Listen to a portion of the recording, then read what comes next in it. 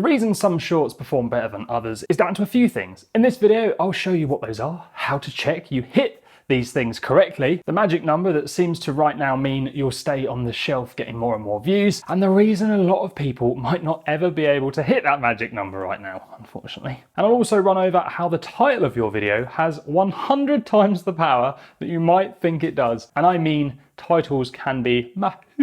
So let's start with the basics and the reason some shorts do better than others. It's all down to this traffic source in your analytics that says shorts.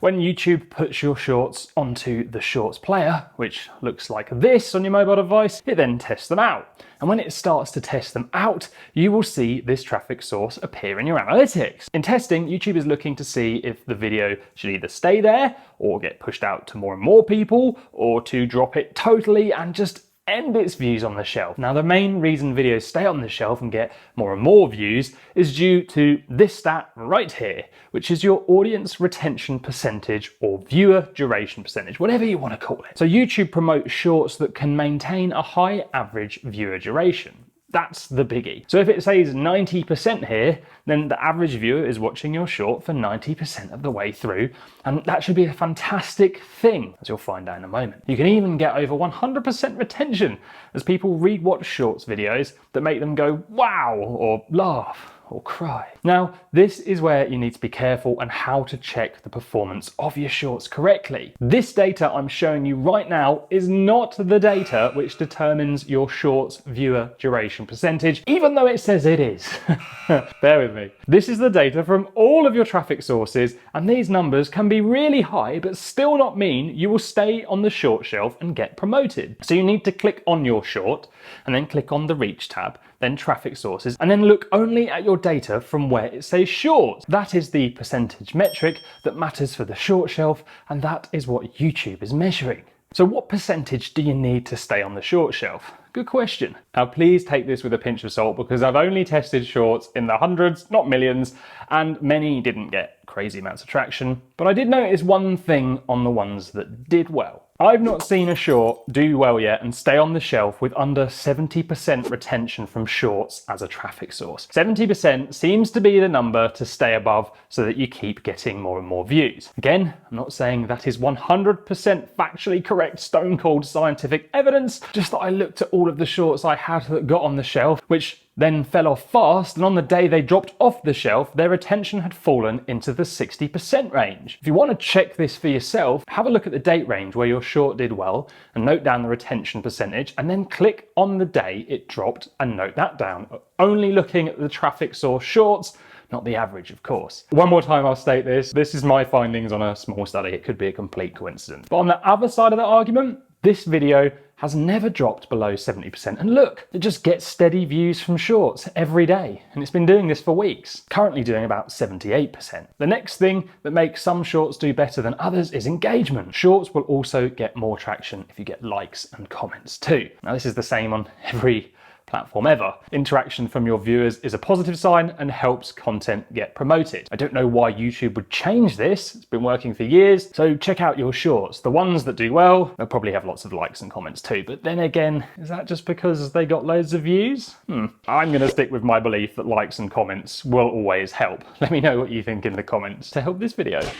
See what I did there? Now, before we move on to just how much power the title of your shorts videos have, which is crazy powerful, I want to touch on another reason shorts can do well, and it seems to be the reason why many do not. And that's the reversal of what I've just been showing you, when shorts are viewed here, not here. So shorts can actually get a lot of views when viewed as regular videos on YouTube too. For example, this one here got longer views from browse features than the short shelf. And that's actually been the same for a lot of the shorts on this channel so far anyway, which brings us on to the issue right now. And from what I can see, the reason a lot of channels will struggle to get traction with their shorts, I say right now because it's looking like it's changing already. Here's my example to highlight the issue. This video I'm showing you went down well with people who decided to click on it as a regular video. The stats are good for retention when discovered on the homepage or subscription feed, aka browse features. So what that tells us is the content was of interest to people who had a choice to click on it and then watch it. Look, that's a really high viewer duration percentage. The thing is, it didn't go down as well with people who had it thrust upon them on the short shelf, because you don't click and say, yes, I want to watch that when you watch content on the short shelf. YouTube just kind of throws stuff at you, and it's often a bit of a surprise what you see. It's often pretty random. So our educational video on how to make a video that was a short to a wide audience with no interest in that topic,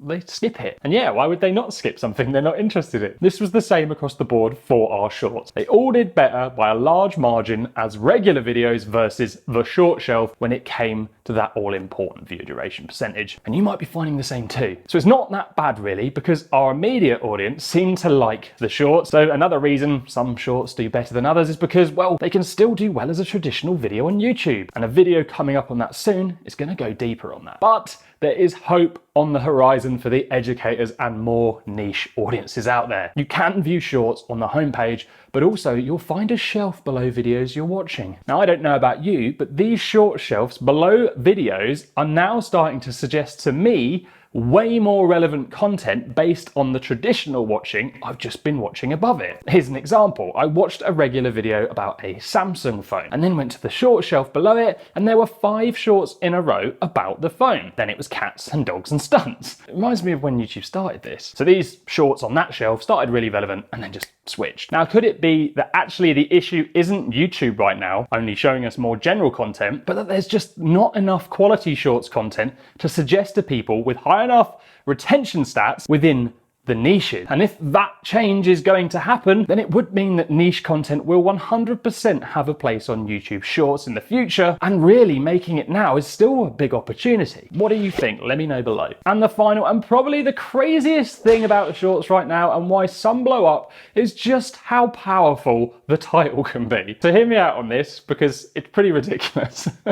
Have you noticed that there are loads of videos that have millions of views on Shorts and not really much happens in them? Or have you watched something and thought, how on earth has that video got so many views? Now, the next time you think that about a short, read the title of it and remember that a higher retention percentage means more views here. So the other day I watched a video for 58 seconds right to the end of a car in a car park. It had 5 million views. The car just sat there, and in the 56th second it revved its engine. That was it.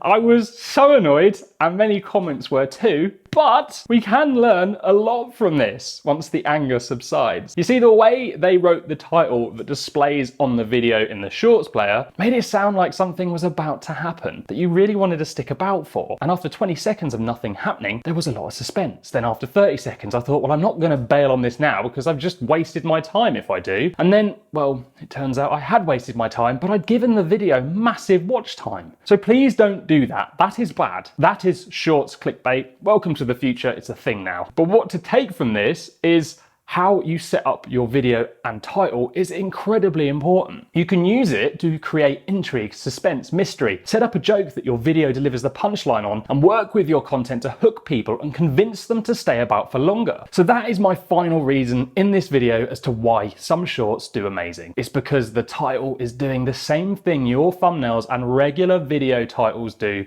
to create interest. I hope you found this useful. Shorts are going to develop a ton. If you want to learn more about Shorts, check out this big old Shorts playlist I've been working on for you. And be sure to hit subscribe for more Shorts updates and other content on YouTube's, because I'm not going to become just a whole Shorts channel. I like normal videos too. That's the percentage metric. That's the percentage metric.